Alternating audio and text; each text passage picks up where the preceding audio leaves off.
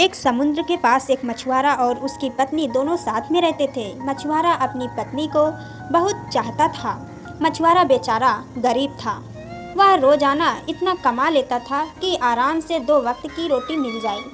लेकिन मछुआरे की पत्नी बहुत लालची थी। वह एक छोटी झोपड़ी और कम कमाई से बहुत नासूक थी। इसलिए वह हमेशा मछुआरे को डांटा करती थी कि वह बहुत कम कमाता है। एक दिन वह मछुआरा समुद्र की तरफ गया और उसने जाल को फैलाया और मछली का इंतजार करने लगा। बहुत देर तक इंतजार करने के बाद भी उसको नहीं मिला। मछुआरा निराश होकर वापस घर लौट आया।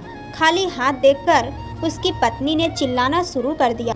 बहुत डांटने पर वह मछुआरा वापस समुद्र के किनारे जाल फैलाकर बैठ गया और मछली का इंतजार करने लगा। थोड़ी देर बाद एक मछली उसके जाल में फंस गई। वह उसको ऊपर खींचता और उसे देखने लगता कि ये कोई सामान्य मछली नहीं है।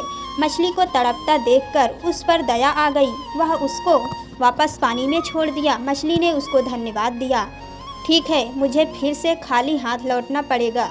मछुआरे की उदासी को देखकर मछली उससे पूछती है कि तुम उदास क्यों हो? मछुआरा बोलता है, मेरी बीवी एक बहुत बड़ा घर चाहती है, लेकिन मेरे पास कमाने का कोई साधन नहीं है।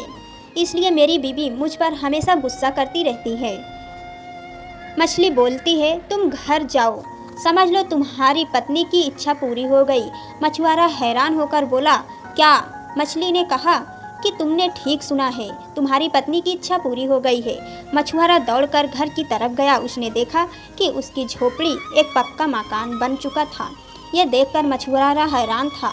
वह समझ गया था कि वह मछली कोई मामूली मछली नहीं है। ये बात उसने अपनी बीवी को बताई। मछुआरे ने अपनी पत्नी से कहा, अब तो तुम खुश हो ना? मछुआरे की पत्नी लालची थी। उसका मन नहीं भरा और बोली, मुझे इससे भी बड़ा घर चाहिए। उसने मछुआरे से कहा कि वह वापस मछली के पास जाए और इससे भी बड़े घर की मांग करे। मछुआरे ने मना कर दिया और बीवी फिर से नाराज हो गई। मजबूरन मछुआरे को वापस मछली के पास जाना पड़ा। समुद्र के किनारे जाकर उसने मछली को बुलाया और कहा कि मेरी बीवी को इससे भी बड़ा घर चाहिए। जादुई मछली ने ये इच्छा भी पूरी कर दी। मछुआरा धन्यवाद देकर वह घर की तरफ चला गया। उसने देखा कि उसका घर बहुत बड़ा बंगला बन चुका था।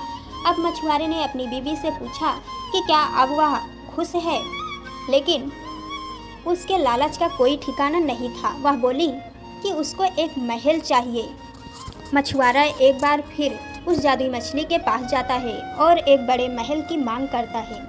वह मछली बिना कोई प्रश्न किए उसकी ये इच्छा भी पूरी कर देती है। मछुआरे ने जाकर देखा कि उसका घर एक महल बन चुका है और उसकी पत्नी एक सोफे पर बैठकर आराम कर रही थी और चारों ओर नौकर घूम रहे थे। मछुआरे को लगा कि अब तो मेरी पत्नी खुश हो जाएगी, लेकिन उसने गलत सोचा। कुछ दिनों बाद उसने कहा कि मुझे पूरा साम्राज्य चाहिए, जहाँ प्रजा हो, मंत्री संतरी हो और सभी मेरा हुक्म माने। मछुआरे ने इस इच्छा को पूरी करने से मना कर दिया। फिर क्या था, एक बार फिर उसकी पत्नी नाराज हो गई।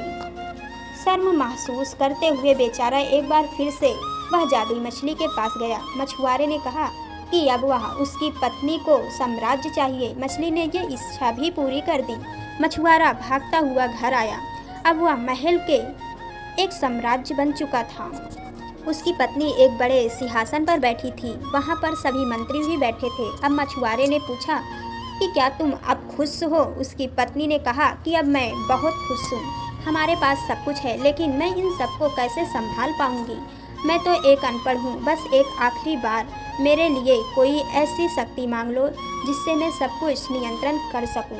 बेचारा मछुआरा वापस मछली के पास गया और एक ऐसी शक्ति की मांग की जिससे वह सब कुछ नियंत्रण कर सके। मछली ने उसकी ये इच्छा भी पूरी कर दी। मछुआरा वापस अपने महल आया और अपनी पत्नी को ढूंढने लगा, लेकिन कहीं पर भी उसकी पत्नी नहीं दिखाई दी। दरअसल अब वह एक शक्ति बन चुकी थी, इसलिए वह गायब हो गई। दोनों बहुत दुखी हुए। उसकी पत्नी को वापस अपने असली रूप में आना था। उसने मछुआरे से कहा कि जल्दी से वह उसको वापस ठीक कर दे। मछुआरा एक बार फिर जादुई मछली के पास गया और कहा कि वह उसकी पत्नी को वापस ठीक कर दे। मछुआरा एक बार फिर जादुई मछली के पास गया और कहा कि वह उसकी पत्नी को वापस ठीक कर दे।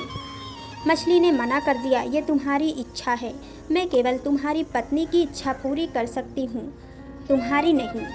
मछुआरा वहीं बैठ गया और कहने लगा, मैंने तुम्हारी जान बचाई, जब तक तुम सब कुछ पहले जैसा नहीं कर देती मैं यहाँ से नहीं जाऊँगा।